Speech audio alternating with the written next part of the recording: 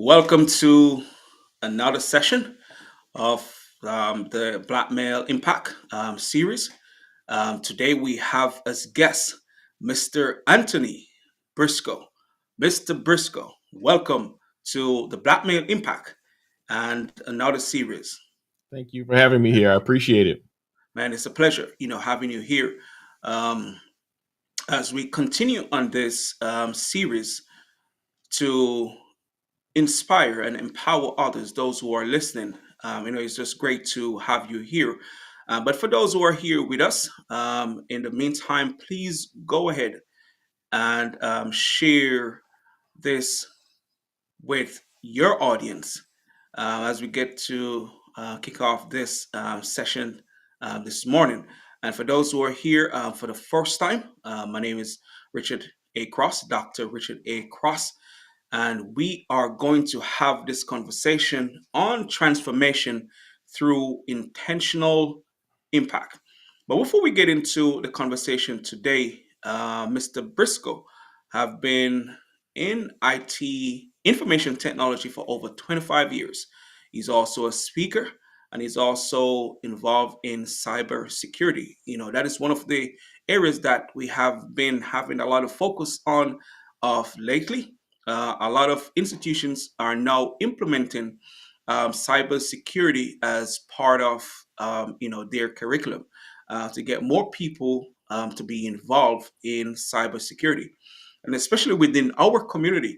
We didn't really have a lot of well, for just from my knowledge, a lot of African American, involved in cybersecurity. Hopefully, we can touch on that today during the conversation. But that is one thing that I know have been becoming more popular. Anything with technology, especially with AI. Now, a lot more people are wanting to learn or switch Absolutely. careers. But before we get into the conversation, I just want to give Mr. Briscoe the opportunity to share more about himself before we get into the conversation today. Please go ahead and share. Greetings, everyone. Thank you, Dr. Cross. And again, thank you for having me on the Black Male Impact platform. I definitely appreciate it.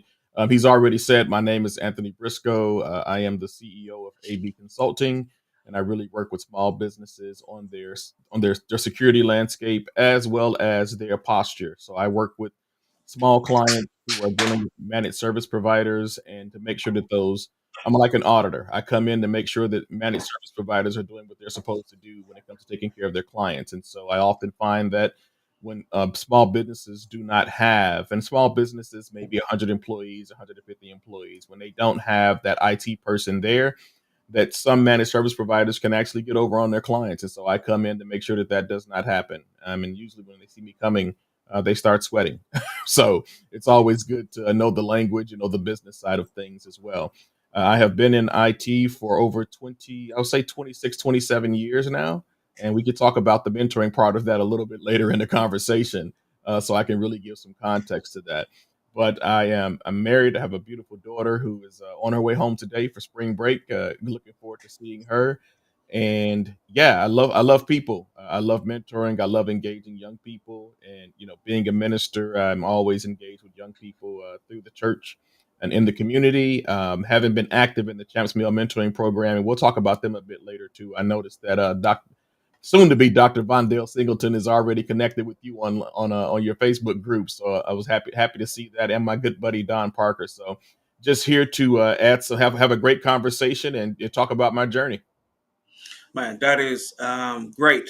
And yes, those brothers have been a part of the journey, especially when I started earlier with the Black Male Impact, especially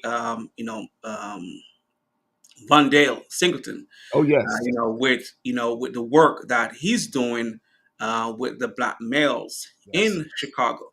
yes. He was one of my earlier guests Excellent. because I do admire the work that he's doing for the young people, especially Black male students, Yes. and how to guide them and prepare them for the future, despite what they may have happening around them. So the work is just great that he's doing, Yeah. and Dr. Parker, man, he's been in on the ground for a long time. And Dr. Parker Um, is making moves, man. It's he's just an awesome brother who's been through a lot in his own right. But man, his resilience, his drive to continue to push, and I think that's a big part of the black male impact because we're beyond what media shows, we're beyond what media always displays, and so to be surrounded by gentlemen like Vondell, like Dr. Parker, like Chris Carter, like just a bunch of great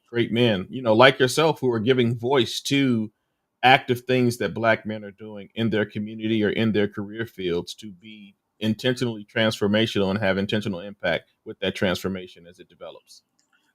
it is important. I tell you, to be honest with you, even with some of the conversations that I've had, um, listening to the black males and the perspective, and just the opportunity to talk about their journey, really, you know give me, um, let me realize how important it is, Yes, because some black males have been out there doing the work, and no one have heard about the work that they are doing, because not everyone have a big platform. And and some people maybe just they're just doing the work, not really concerned about other people hearing. But when they do get the opportunity to share, you realize that, man, you know what, this is great for me to let other people know the impact that I'm having. So that's why I believe having this platform, and having these conversations are important. Not just for those who want to share their voice, but also for other people to realize that, look, there are someone in your community who is doing the work that you could support, yes, to make a greater impact. Because we sometimes have the desire to do something, but we don't know that it's happening. that's right. And and having someone else doing the work, that man, I'm not going to feel so lonely out here wanting to do something. And some people don't have the courage to start on their own, but when they know that someone is there doing the work, they will gain the courage to do or join forces to make a greater impact. I know we just complete Black History Month, and but before I even ask the questions that I have for you today, who is your Black History leader and why? Man, it's a great question. I contemplated this question, a lot because my upbringing kind of, dictates a little bit of if I say that there's not a like a true presence, that would not necessarily be true. But I think of when I first read the biography of Frederick Douglass, definitely one of those earlier men who I got to see what I call from slavery to freedom to the White House, and his definite impact as an abolitionist and as a pro-black man. I remember reading his speech about Independence Day, and so just the force that he was as a man. And then, of course, Malcolm X and his four-tier transformation from street life to prison, from the Nation of Islam, and then to what I call to Islam. Both of those gentlemen just embody resilience. And of course, I'm a poet, so Langston Hughes has always been a favorite of mine. He's very controversial in some of his writings, but he didn't shy away from controversy. And there were people who wanted to kill him because he didn't shy away from that controversy. I would think in a modern age, I definitely look at my pastoral leadership from my late Bishop Brazier to his son, Dr. Brazier now, and to the men really at my church who were there for me, through over the years and throughout the years. And so those are some of my Black history leaders. My brother is also one who, we were products of the foster system. And so our upbringing was different, but I just always found my brother, older brother, to just be one of those resilient individuals that life has thrown a lot at, but he's continued to keep things moving. Oh man, that's great. And as you talk about Frederick Douglass, you know, he really, demonstrate, what resilience looks like. Um, and also Malcolm X and all those other black men that you talk about, but within the time, that Frederick Douglass, were living, he was living, it really, show us today.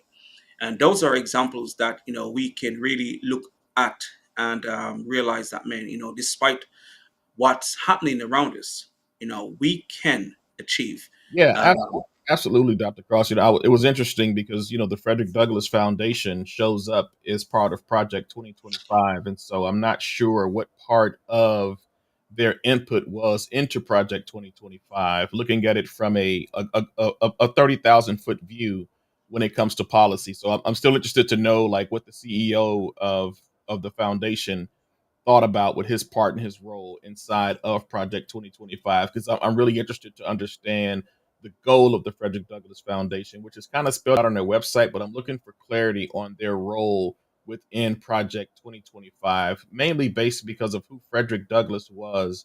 His alignment with agendas like that just don't seem to line up with okay. his vision for what I think the foundation should be. But to just at least to have a voice in there. I'm just curious to know what that was about. But in general, I think when we talk about Black history, heroes and leaders, we immediately want to look to those major figures, and I think it's got to start at home first. It's got to start at home. And when you don't have Yeah. that at home, it's got to start in your community. And if you don't have it in your community, it's got to start at a religious institution or it's got to start at school. Seeing Black male teachers in the classroom who are educating our kids and our students with intent and purpose. And so I just wanted to share that little piece as well. Well, and I really appreciate you, sharing that because I was not really even aware. So now you give me an opportunity to go and do a little bit of research Yes. and, myself, just to get more familiar with the Frederick Douglass Foundation and Project 2025. So I'm going to do my own little reading, to get myself aware of what's happening in regards to um, you know the foundation and Project 25. As you're stating that they don't line up to each other, from your knowledge and stuff like that. Yeah, but still from a policy aspect though, I mean, we should have input, right? Like just because Yes. somebody's name is necessarily mentioned inside of that document, I won't even because I don't want to take your show in a different direction. I want to get into the details of that, but I think just to even reach out to the CEO to have him on the Black Male Impact, just to hear directly from them, hey, what was your purpose and your participation as part of Project 2025? Just to see, and maybe that was just on the educational side, maybe it was on a family side. I don't know. And so, but I think it's good to have make sure that our voices are heard even in those spaces as well. So I'm not even saying it was a negative that they were present as part of that landscape or whatever, whether they played a 1% role or a 50% role. It's still important to have our voices in those spaces. Oh yeah, it is critical, because if we're not at the table talking about what will be beneficial to the Black community, we can't assume that others will know That's right. what will be best for the Black community. So it's important, and it's like with every organization, in every institution, it's important that our voices are heard, that we are there, Yes. stating, what we believe. But I also believe that it's important that we have, Black conscious people who are aware, Absolutely. not just sharing from their perspective or sharing from emotion, but just to be aware of the challenges that may be experienced in the Black community. Not someone who is shut off or are not um, aware of the needs, because it's good to be there, but if you don't know, then you may not really had the value that's needed for the Black community to thrive, for the Black community to have the resources that will be beneficial to us, so we can um, get our fair share of what's happening Absolutely. within the community Yep. and the world at large. But as you said, this could be I myself is not so fully knowledgeable of everything that's going on within the um, Project 25 and all the things that's going on. I read here and there, but you just challenged me this morning to really go and look into what's going on, especially because I didn't even know that the foundation was even a part of the conversation. Yeah, So you see a long list of contributors, when you go through that, and at the end of the day, there are to say that Project 2025 is one-sided. I mean, it can go up and down. I tell people, like, look, read it for yourself. I've gone through the summarization pages, which I think really summed up everything and spoke pretty clearly.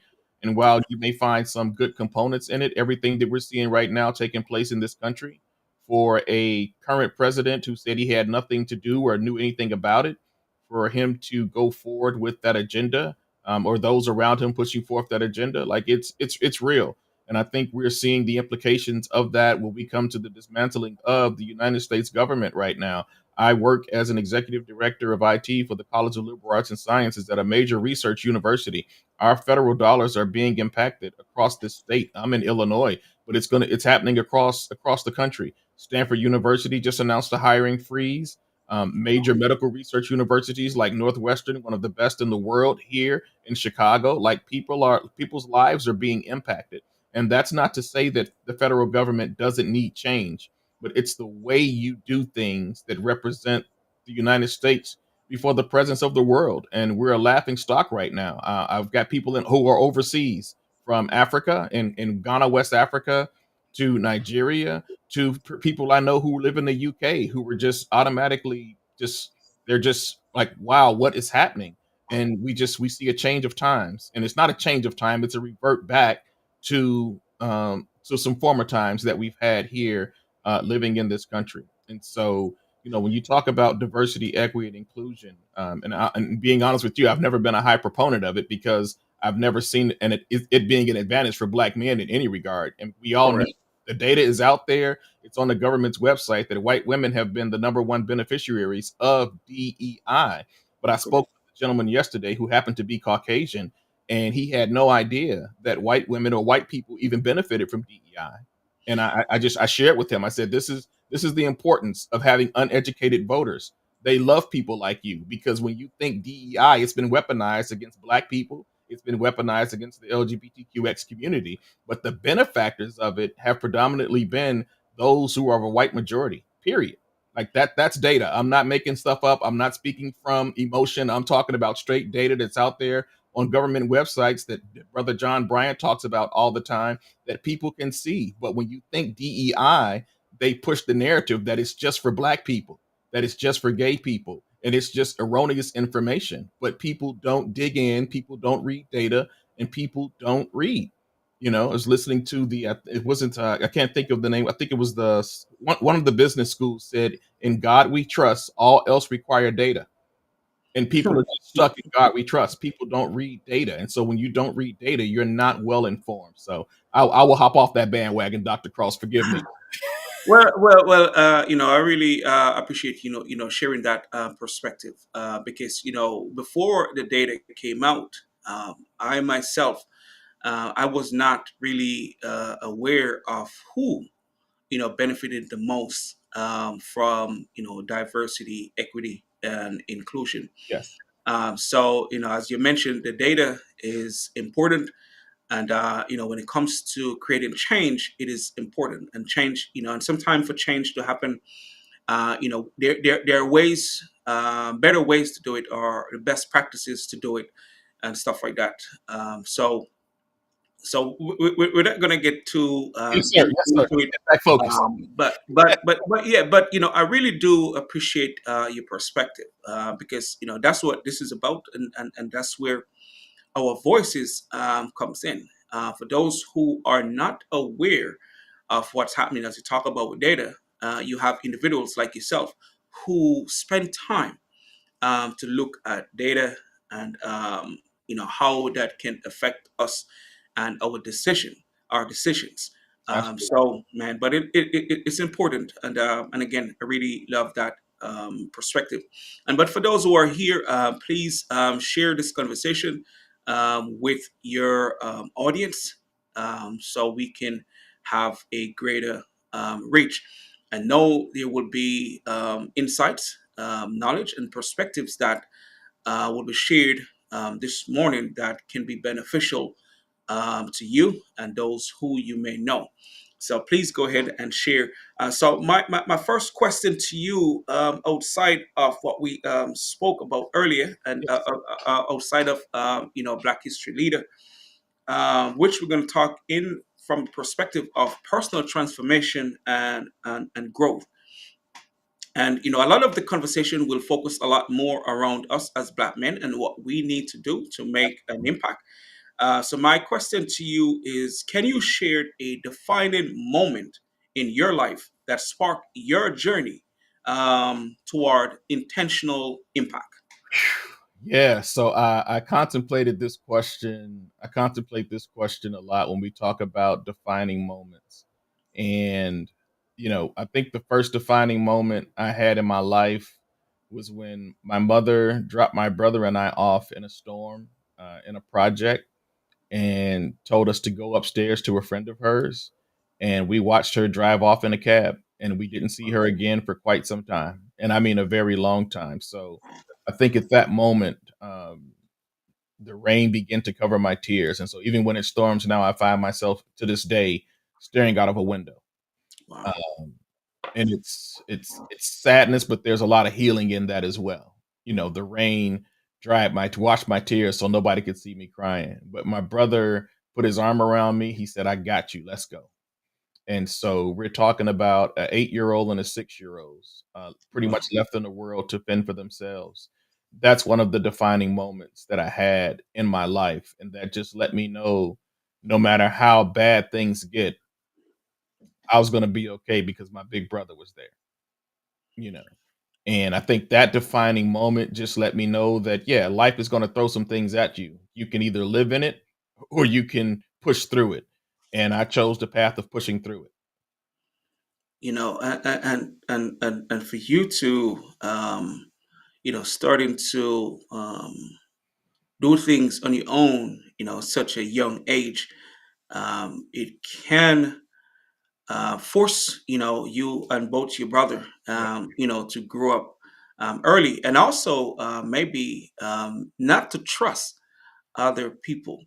So I don't know if that was also a part of the growing up, because those who were supposed to be there for you, had left you behind, which can be difficult for us as Black men at times, because one of the things that you find happens with us, is the lack of trust, with individuals around us, because we systemically, we have been conditioned not to trust each other, but to have that experience, where your mom left you both. So did that really affect you and how you deal with people and trusting people, being that you had that experience so early? Yeah, I mean, absolutely, it impacted me. But I'm older now. I don't think as a child anymore. When I was a child, I thought as a child. Now that I'm a man, I put away childish things, and so I had to come to the understanding that my mother could not raise us. It was Yeah. impossible. Even now, when I talk to her about her past, like her childhood was horrible. It Wow. was absolutely horrible. So I hold her. I don't hold her accountable for anything that she experienced because I'm older now and I can understand it. When I was younger, absolutely. But now that I'm older, like there's no way she could have raised us. It was just impossible. And now that she's older, her trauma is starting to surface more and more, the things that she went through and had to endure. And so, but it taught things. It taught things like resilience. It taught things like trust. It taught things like what being loyal is, what being consistent, what being committed is, what being intentional. I tell young people when I engage them, Dr. Cross, because I engage the young people at my church. I'm very open and transparent, as you can see, and so I don't mind sharing my story. But I tell them, I am commanded by the word of God that I live by to honor my mother and father, not based on how they treated me. It just says honor your mother and father. But as I begin Correct. to understand the generational trauma that my mom experienced, that her mom more than likely experienced, that her mom more than likely experienced. I've been chasing my ancestry so far. I'm back to 1870. You know, Wow. and so I tell my young people that parents can only do what they can do with the skills and tools that they have. And if they don't have those right skills and those right tools, they just don't know. And to give their parents grace, even as they're working through some very tough things right now. We engage young people on a weekly basis who are going through some very traumatic experiences in their lives, and having to being able to share my life with them openly and transparently. Their impression right now of my relationship with my mom is I should hate her, I shouldn't wanna be around her, and I shouldn't do anything for her. And I tell them, "Yeah, that's how I felt when I was your age, but I'm not your age anymore." Like, I get to see life from a 30,000-foot view instead of the view that's right in front of me. But when we talk about those early defining moments, there's so many. They're career defining moments for me just as well, Dr. Cross. Well, and I really, again, appreciate, that perspective, as you said, when you become an adult, you put away childish things, and also to forgive, um, you know, um, your parents, and because that's one thing that I believe is important, as we go, especially when we want to make a difference, with communities, it's to understand that the experiences that we had may not be intentional, but because of the circumstances at the time, which, as you mentioned, that can be beneficial to us now, develop resilience and also become more empathetic Yes. to individuals, because, now we understand, what they may have been through. As you said, your mom experienced those different traumatic experiences, and how that man, maybe it was the best thing to happen, because maybe she couldn't. And that's one thing that we have to understand. We cannot um, be too judgmental, in certain situation, because at the moment maybe it's the best thing to do, and to have that understanding, and be able to forgive, along the way, will really help us as we continue on this journey, to do the things that we are capable of doing. But those things do, give us that perspective at times. So my next question to you, and it's still on personal transformation and growth. What daily habits or routines do you practice to ensure you are growing and evolving as a leader? Woof, man. Morning prayer, daily scriptures, and I'm always studying something, Dr. Cross. I've been studying cybersecurity for the last 4 years, and the bigger part of me is all about leadership development. And so, minorities in cybersecurity had a leadership development program, and I was happy to partake in that. I'm not the most technical person in the world. I deal with the leadership side of things. I come in when it's time to talk about strategy. I come in to fix problems. I'm able to see if there's something wrong. I am not a coder, but I'm able to go in and help coding people define, like, hey, let me put your mind in a certain mind frame so you can be able to solve issues. And so daily things that I do, I'm always studying something. I always have an audio book on.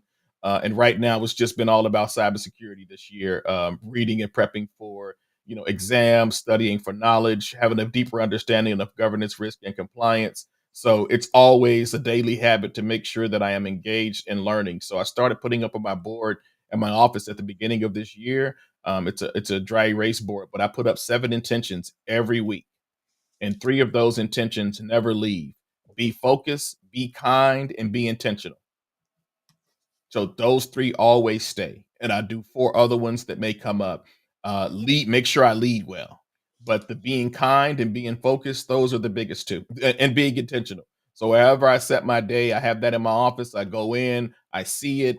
I had been talking about rearranging my office forever. I finally did that the other day, and so being intentional about goals that I set, but those 3 things stay on. I try to do 7 weekly, but those 3 things always stay. Be focused, be kind, and be intentional. And I think, having those guidelines and having things that used to keep us grounded is important. Because, if you don't have the guidelines and what you want to do, you will be all over the place. So there, as you mentioned, there are some things that you need to know that you're going to do each day. And, that also helps to make sure you complete a day as a winner. Because if you have things that you're going to do, you say, man, you know what? I've done this today. Yeah, I was focused today on the goals that I've set. And I've been really kind to the individuals that I encounter, because each day we're going to encounter people, and a lot can happen. Depends on how we treat those we encounter, because it could be for an opportunity, it could be to help the person to get through their day, absolutely. because we never know what an individual is going through. As they said, you shake the hand of people, but you don't shake their heart. Mm, So they may be, having difficulty or difficulties, and you meeting them and being kind, and even to listen yes. to them, may make their day, or Yeah. maybe even to save their life. Because again, we see people, we don't know what they are dealing with. And I think, being kind, I think that is really important, when we meet people, and being intentional. But as you mentioned, that being a leader is something that is ongoing, and we have to keep focusing on what is going to help us to be better, to serve those who we choose to serve, so we can be the best that we can be. So my next question, being that you have the things that you do each day and the impact that you want to make, but I know sometimes there are things happening that can interfere with what we want to do. So my question to you now is, how do you overcome self-doubt and limiting beliefs, and when striving for transformation for yourself? How do Oh, you overcome those self-doubts and limiting beliefs? oh, Dr. Cross, you're coming with the heavyweight questions now. I see. So, but great questions. One thing I had to learn is there's a difference between being a man of faith and walking in that faith. Hmm. And that's an area that I have struggled in often. It took a friend of mine who reached out to me one day, and we're just talking because she's got an entrepreneurial spirit out of this world. She says, Tony, I don't do the religious thing like you do. I believe there's a higher power. And she said, and I just start businesses. She said, how much more should that be for you who say you're a man of faith? That's how AB Consulting got created. Because I was like, wow, just the practical things that people just speak to you in your life. Overcoming self doubt and striving for transformation is a daily process. And I think some of the things that happen, I'll speak for myself. I don't want to speak in general. I would give people my power. I would give people my value. And I left my value determined up to corporations as opposed to me. And I had to learn the hard way of not putting my confidence in man or the princes of this world. And so I'll use for an example when it comes time for promotion. You've got people who you've worked with for a long time, and you're like, oh man, I'm not saying I'm a shoe in for this position, but there's no one more qualified than me. And then you don't get that position, the weight of the world kind of hits you. It falls on your face because you feel like you've done the part, you've played the role, and you've done everything that you. But it's when you don't get the position, how you feel afterwards. If you feel defeated, which I felt going through an experience, I felt like I wasn't worthy enough.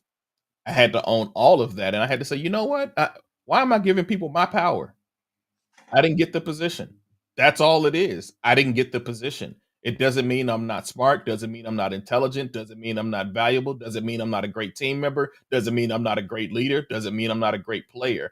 But putting our faith in man or man's institutions and organizations, yeah, that has cost me deeply. There have been some deep dives I've had to do with identity. That literally in 2022, I experienced that, and I went on a transformational tour to Ghana to re-identify myself with my people, to understand where I come from, to understand what my people had to go through, even to go through across the transatlantic to be here in this country, in this world. I had to do a deep dive to understand the resilience and the brilliance that's inside of my DNA from my ancestors. And I would tell you to say that again, the resilience and brilliance. I think that is a really, powerful statement. But for you to go through, that experience to realign yourself, Yes, with what is already within us. But as you talk about, letting people determine what your value is, sometimes, can be very detrimental in regards to us not thinking that we're supposed to be in that space, yes, and that again comes with us limiting ourselves. But for you to have that experience, going to Ghana and to realign yourself with what is already within us. And I think that is important for a lot of us, that realignment, because sometimes, with adversities and with disappointments, yes, and, sometimes not getting an opportunity that we want, can make us start to think about ourselves as less than. And, so that realignment and just to be around people that can help us to regain that sense of value. I think it's important just to be in that environment, just to know that, look, man, we are coming from a group of individuals who, have really shown the world yes. how great we are. Just to go ahead. No, absolutely. I mean, you think about, our people throughout history, and we've just always shown up and shown greatness. And I think when you talk about that limiting belief, it's the limiting belief that, we're taught here, when it comes to the American educational system, the first thing I was taught about was slavery in school. I wasn't taught about Egypt. I wasn't taught about Africa as a continent. I wasn't taught, I was taught the size of Africa on the map is actually the size of Africa in the real world. And so just all these limiting beliefs, I want to say this, they are intentionally systemic Yeah. and ingrained. I was working on a project, Dr. Cross, and I went to we looked at this old Catholic church that was also a Catholic school for Polish people. And on one floor, Dr. Cross, it was all about Polish history. Wow. They had a floor that had the United States flag. That was cool, but they had one floor where they only taught Polish history, not world history, not US history. They taught Polish history because they wanted their kids to know about their land where they came from. They had an entire wall, Dr. Cross, a wall that was the map of Poland in a Wow. classroom. They were intent. You used the word intentional. They were intentional about teaching their young people where they come from. And I stood in that room and it just blew me away because they're unapologetic about it. There were no excuses. There were no, well, they were intentional about teaching their people where they came from and the brilliance that came for that. And you get to look at, I don't know if you recall in history when I think the at least 7 members, including the president of Poland, had went down in a plane crash. Oh, well, I think I briefly, vaguely, no, but yeah, go ahead. But here's my point, Dr. Cross. The country did not go into chaos when it happened. They lost their leader and part of their leadership team, or their cabinet, if you will, in the United States term. The country did not spiral into chaos by losing a leader. And I thought that was very important because those are things we don't really focus in on. So when you talk about limiting beliefs, that means they had already set up Dr. Cross that if something happens in this political power structure of transition, the country's going to be okay. Correct. They didn't And have a belief of, oh my God, what are we going to do? The president's gone. Our parliament's gone. What are we going to do? It was the most slept on thing, I think, in the media at the time of that accident because wow, they teach from an aspect of what is, and we're going to be who we're going to be regardless. regardless. And I think that's important. And when you talk about limiting beliefs, it's a constant transformation that must take place. I needed to go away. Ghana helped me see so much clear. And I knew when I was there in 2022 that I would not be at the same job for over a year when I got back. And I was not. It was 5:30 in the morning, standing off the coast of that ocean after just visiting the dungeons there in Cape Coast, and I knew on the beach that morning, waking up in devotion, I was not gonna be at the organization I was any longer because it was time for me to journey on to something else. Love You the know, organization, spend time with that organization still in small, but I knew it was a time for transformation. But that required me to put myself in a place of two things, being coachable and being teachable. correct.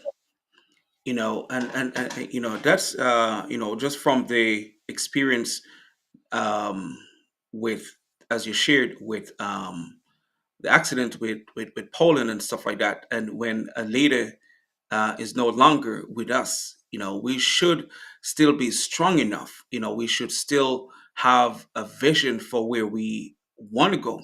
But that comes by teaching us, empowering us not to be dependent on one person, but to know that the leader is there.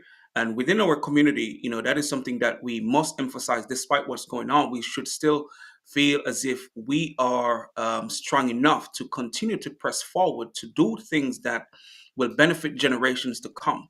Yes, Despite what's happening, and that is on us, to be intentional with educating, those who we are entrust to, which starts with our family, start with our home, to make sure we are leading in a way that, despite what's happening, those who are around us will not be limiting in their beliefs and thinking of who they are and what they're capable of.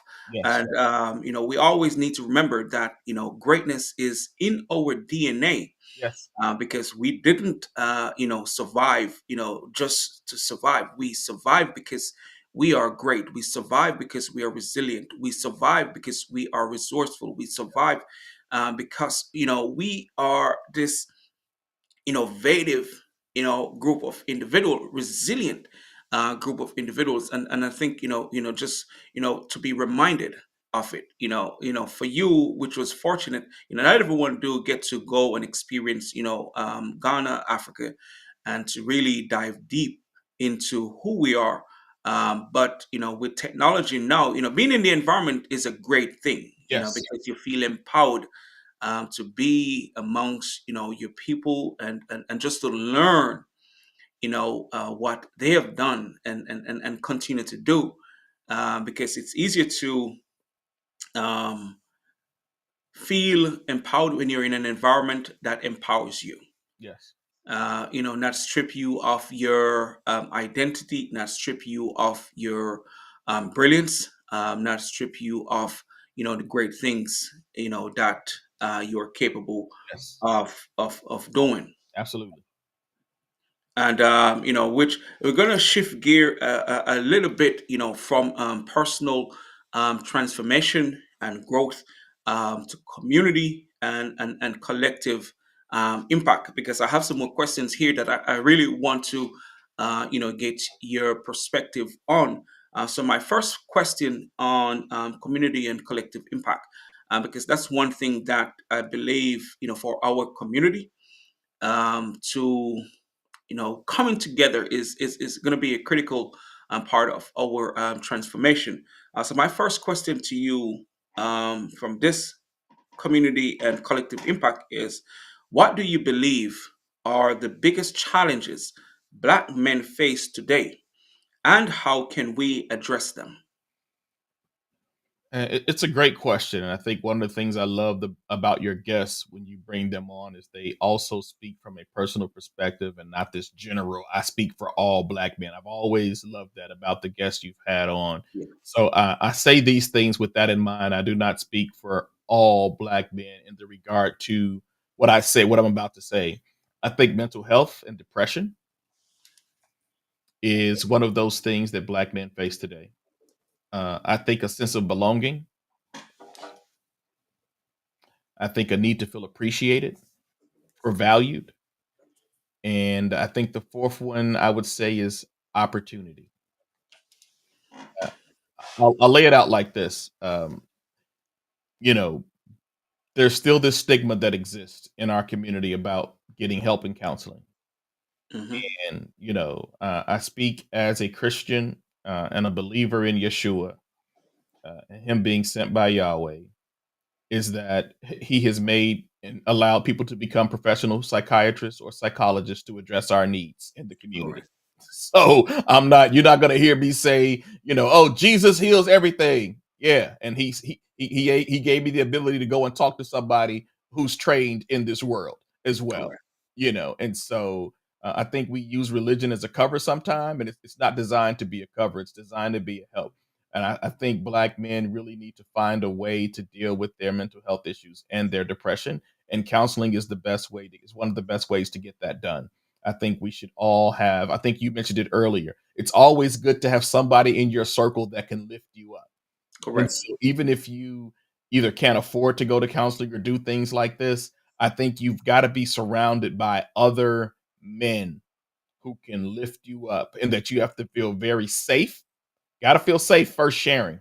You know, Hmm. like I think I've got a buddy. I know if I'm going through, I will not call him to get. I don't want to say sound advice. When I call him, I need him to set my mind straight, get me out of my feelings. I've got to go into a very important meeting, and right now my emotions are high. So I know when I call him, I'm not calling him to pat me on the back. When I make this phone call to this person, Dr. Cross, he is Yeah, calling to slap me upside of my head and get me focused on the mission and to set my emotions aside.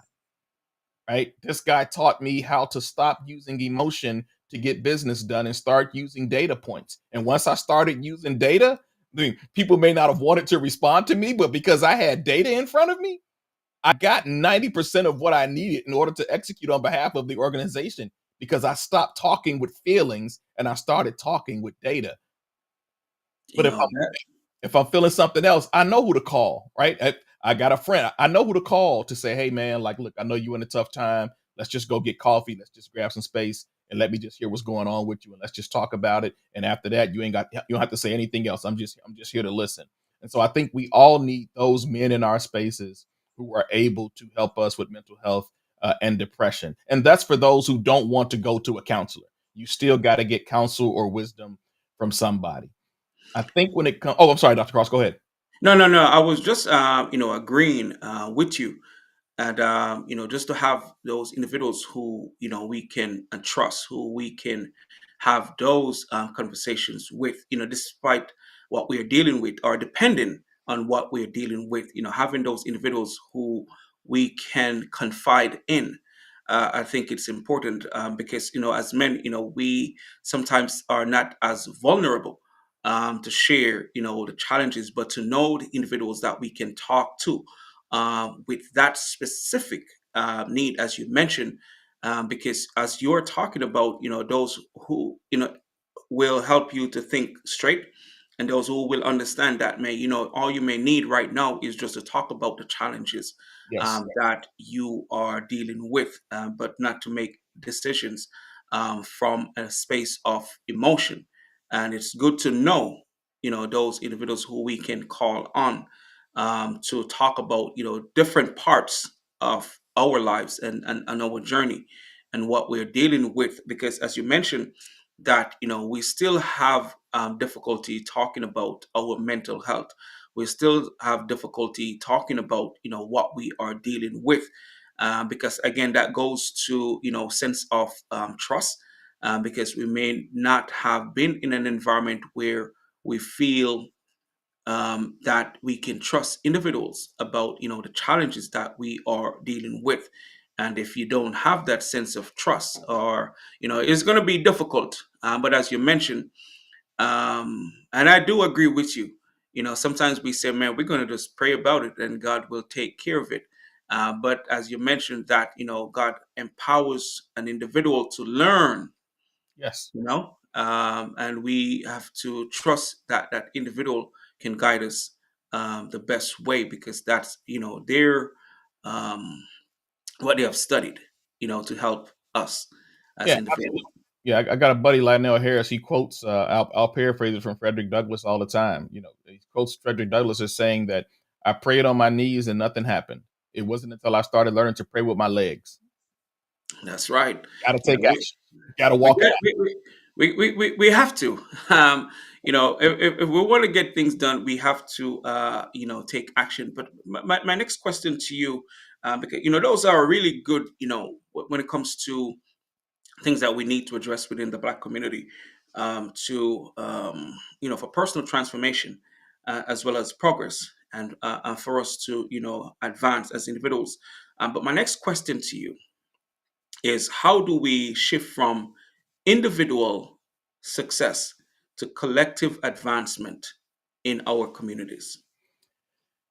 One of the pieces that goes with the last question I did mention was that sense of belonging piece is mainly about dealing with purpose. Because I think once we get Black men to a place of understanding what their purpose is, I think that will address some of the mental health and depression. I think that will address some of the opportunity. And I believe that will address also some of the need to feel appreciated. When you're walking in your purpose, when you're doing what you want to do or what you're called to do, I don't think it's a great need to feel appreciated there, because I think once you're walking in it, you don't need the validation. Yeah, And I think shifting from individual success to collective advancement in our community, we need to see each other. And I don't think we see each other. Men approach men with what do you do, not who you are. And hmm. so if we continue to approach each other from a what you do lens, that means I'm either putting myself in a position to be over you, or based on my response to be under you. So you run a seven-figure business. Well, what do you do? Well, I work a 9 to 5. you know, that's the do. The asking who are you has to go along with purpose. Correct. Ask a man who they are, and you're gonna find struggle in that. Ask a man what his purpose is. Ask him what his purpose is. You're gonna find struggle in that. So you've got to be able to first recognize we need to see each other, and in order to do that, from individual to collective to advance our communities, we just have to see each other and utilize everybody who is within that sphere of influence in order to help them grow. So when we talk about purpose, my purpose is to glorify God by using creative writing to help people who are bound with childhood issues and help them write their own deliverance so they can start living their best lives. How many men can haul out their purpose like that? And I think that's the challenge. If we get away from what you do and start talking about who we are as Black men, and I know we're going to get a lot of varying answers and responses. But if Correct. we stop worrying about what we're doing and who we are or who we can be for each other, I think that's how we begin to shift from this individual space to this collective space. I think some of the work that Isaac Hayes the third is trying to do with fan base is an example of that, by creating a platform that is predominantly for us. It's for everyone, but specifically designed by us for us to Yeah. really help. Hey, these other platforms y'all are leaning on are curving to every political bullying right now when it comes to diversity, equity, and inclusion. We're not doing that over here. Fan base is an inclusive organization. And I'm slowly making a transition to that. But that's how we begin to do things in a collective manner. But Correct. we have to start seeing each other for who we are. Don't focus about what we do. What we Correct. do takes care of the execution. who we are takes care of the foundational principles that allow us to help each other and build as a community. Man, that is important. And that is just so powerful. Not to focus on what the person is doing, but to focus on who the person is. And I think, a lot of times we do focus on what they're doing or what we think they can do. And we make judgment based on that, not on who the person is and the impact that they want. And we sometimes, you know, not realize the impact coming together because the person may not be fitting a certain category with in our minds. We miss out an opportunity to make genuine connections, because again, if we're not focusing on making those connections, we're not going to see the value in each other, because that's not what we're focusing on. And when we look past what they do, as you mentioned, if they're in a six figure or seven figure, we may think or deem one person more important than the other, and we may treat the person such. But we have to look past, what their position is, because someone who may not be a seven figure may be better fitting for what we're trying to accomplish. So it's important just to look beyond what they do, but who the individual is and how those purposes can align to make an even greater impact. Yes. But so you were going to say? No, no, I was agreeing with you. Yeah, so I think that is important. But my next question to you, as we're getting closer to the end of our conversation, what are some key steps we need to take to strengthen Black male unity and collaboration? Talk to each other, listen to each other, knowing that it's okay not to be okay, and you're in a safe place to say that. Accept people as they are and coach them to who they desire to become. And I think the biggest piece, Dr. Cross, is walking in integrity. Man, that is so so important, man. We man, you could say that again. Walk That is in integrity. I wanted to get my website revamped because it's in desperate need of a revamping. Met a young man, told me to go on his website, filled out everything I needed to fill out, even did a mini wireframe for how I wanted to look. Waited 6 weeks, no response. You know, sent a text message, sent an email, no response. And so I just deleted my profile off of walk in integrity. Do what you say what you're going to do. Be who you say you're going to be. Go where you say you're going to go. Show up when you say you're going to show up. man, That's it. that is so important, especially for us and our community, to advance, because it's one thing to want to hold other people accountable for the things that we want to do within Yes. our community, Yes. and we are not holding ourselves accountable, by doing the things that we say we're going to do. That is so so important, and it's really hypocritical to want to hold other people accountable for the changes that we want to see in our communities, and we are not holding ourselves accountable. Man, it is so important.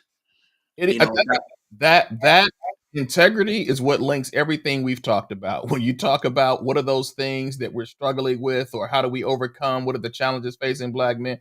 If we lock in on that integrity piece and take the lens off of everybody else, you know, Correct. I what's interesting, Black History Month, you just learn stuff, right? And I did not know how many millionaires we had, like during the before the Great Depression, after the Great Depression, during the Great. I was like, are y'all serious? And Oh yeah. so they've been, I got a friend who's been going through these series of just waking us up to these things, and I'm like, man, there's really no excuse. There's really no excuse. And so racism to me, and I don't want anybody to misunderstand what I'm about to say. Racism is a known. So I've had to learn to stop giving energy to the known. That's right. That's all I'm saying. I can complain about it. I can march for it. I can protest against it. I can speak against it, but it's a known. It's not a blind spot anymore. Yeah. We know it exists. So I Yeah. don't have to give energy or power to it because I know it exists. That means I should have some sense of knowing how to navigate certain spaces without complaining about it. And it's not cutting dry. So I don't want anybody to misinterpret my words. But because I know it's a known, I don't have to give it energy or power. If I That's right. expect something to be there, then I Yeah. have to learn how to build and maneuver around it. That's all I'm saying, Dr. Cross. No, man, that is so important that you even mentioned it. Because if you see my writings, especially the ones that I write about black men, I don't really give power to anything else You don't. outside. No, it is to give power to us and to remind ourselves that look, despite what's happening, they can't take away what is already within. We have to realize what is within and what is happening outside.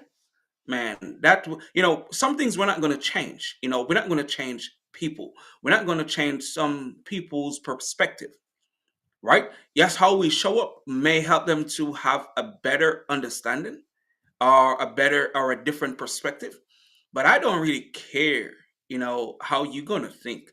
I'm going to believe that I'm great regardless of how you think. And it's just to realize that power within ourselves. Because one, we can't change how people think. We can't. But we just have to realize who we are and what we can contribute to humanity and how we can make our community better.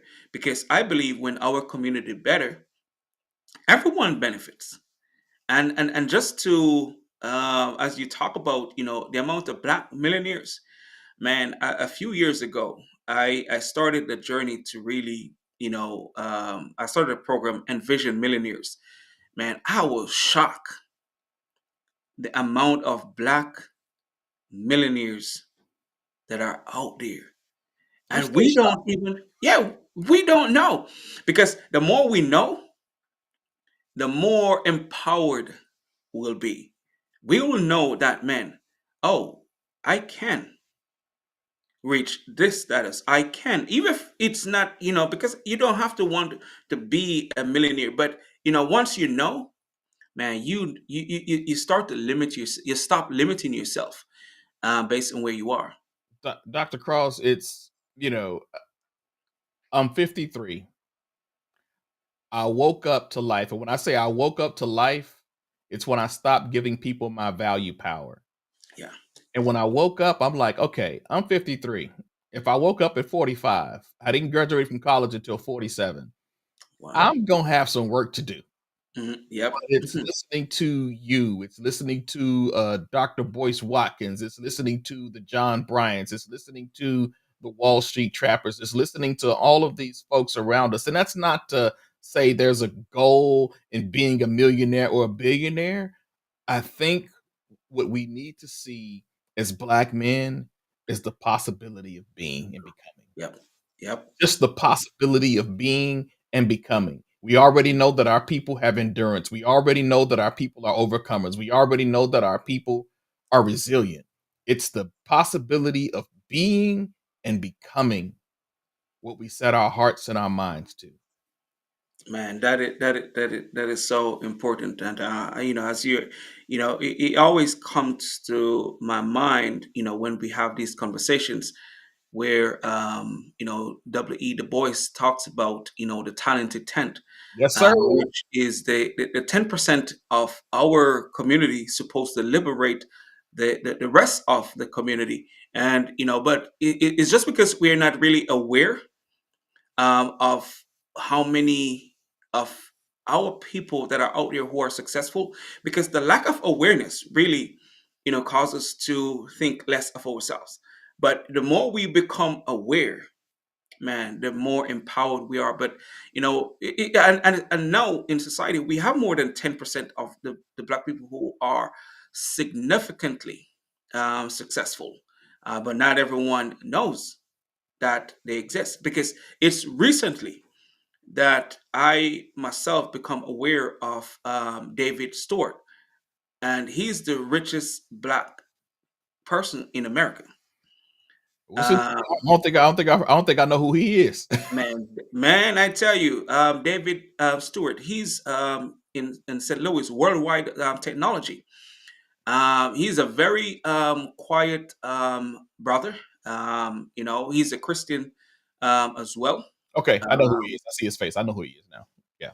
yeah, David Stewart, and I remember I did a identity, self identity, positive self identity workshop with black males, and I was showing them, some images of different black men. They all know who the rapper was. They all know who the basketball player was. And there was also a football player who graduated, NFL player who graduated with 4.0 GPA. They didn't know him.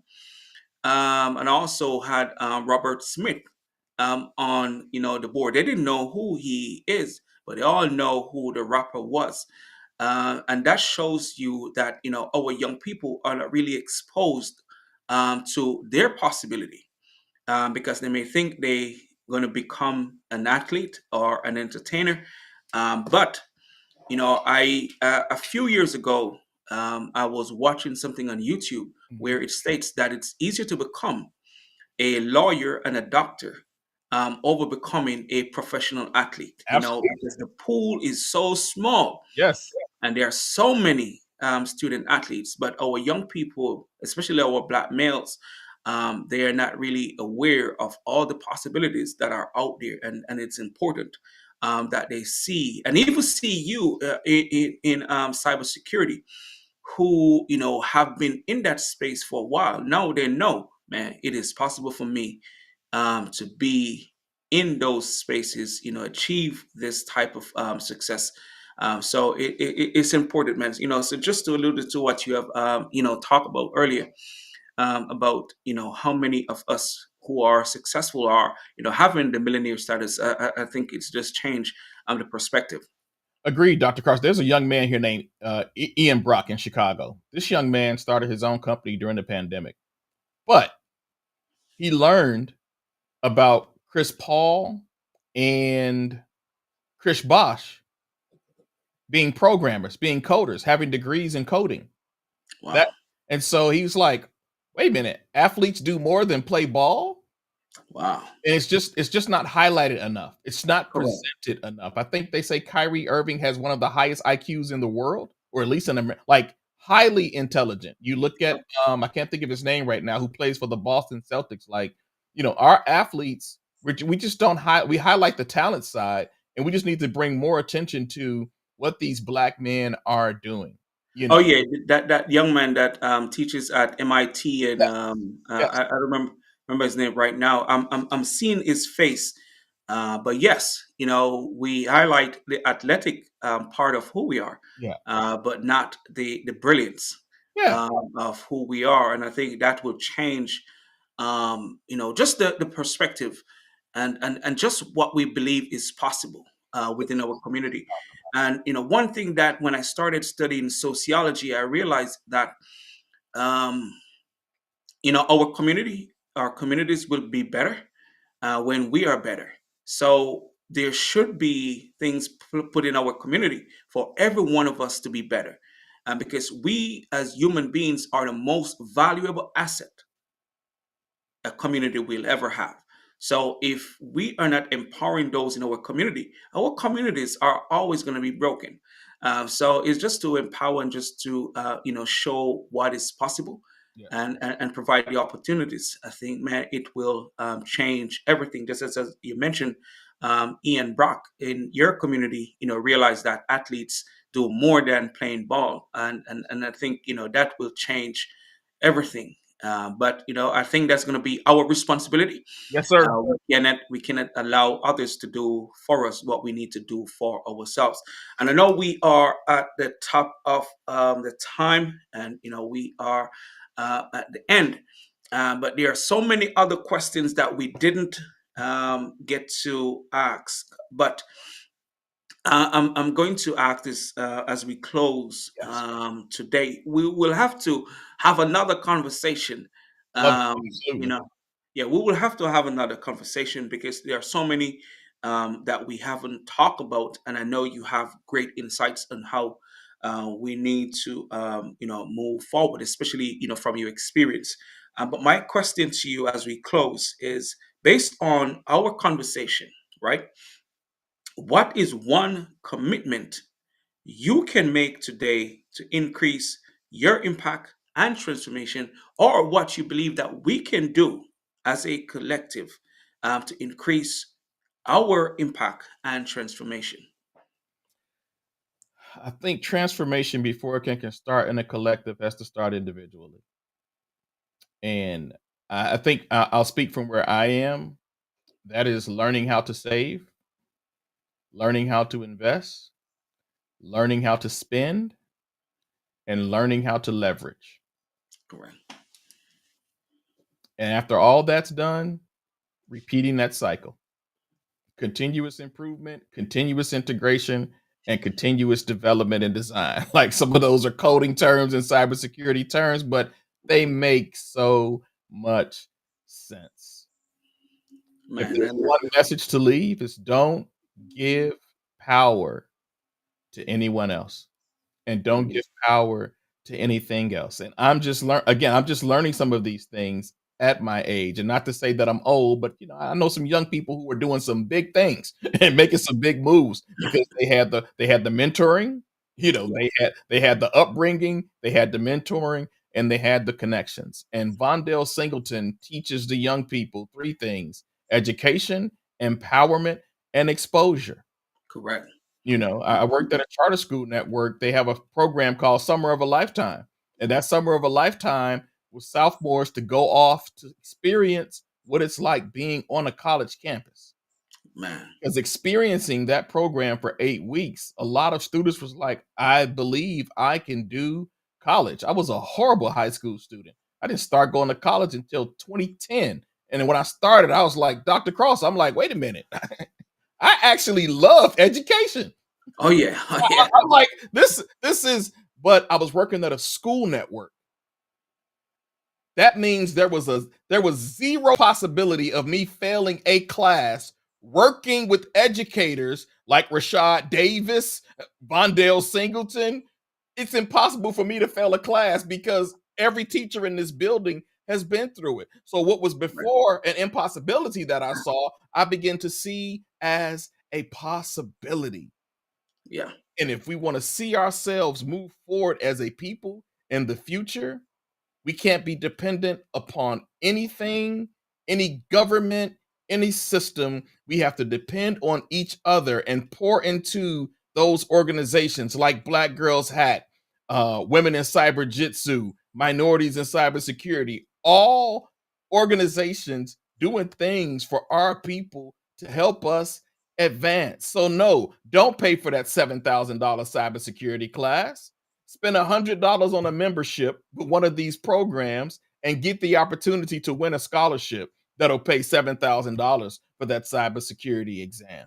You know what? If you're a veteran of the United States of America, you get LinkedIn Premium 1 year for free. Did you even know that, people out there? It's taking this information that we know in small and presenting it for the community. So, Dr. Cross, we all get to win, achieve, and be. Man, that is so important. And I'll just well, I will say I'll just leave it at that point. But I just want you to say one more thing before we close out today. Mhm. If you could leave one message, I know you said we need to focus on ourselves and we don't need to give our values to other people.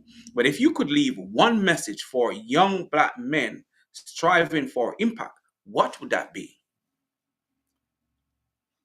Find out what your purpose is. Man, I Don't, think don't- that, don't worry about the how, just find out what your purpose is. How to fulfill that purpose, it will come over time. Once you lock in on your purpose, nothing can stop you. man, that is so important. finding one's purpose, I think that will be, the game changer, because purpose gives you power, and when you have power, you feel unstoppable. So I really appreciate that perspective, and I know we are at the end of the conversation today. But I say, Mr. Briscoe, it was and is a pleasure, having you here today to share your perspective, your insights, and I know we will have more conversations in the future. But for those who are here with us, I want to say thank you for your continuous support. It is really appreciative. And as you know, the Black Male Impact is where positive changes are inspired. So we will definitely bring guests that we believe will share knowledge, insights, and perspective that we all can benefit from as we continue on this journey to make an impact. Thank you again for being here with us. See you all next time. Take care, everyone.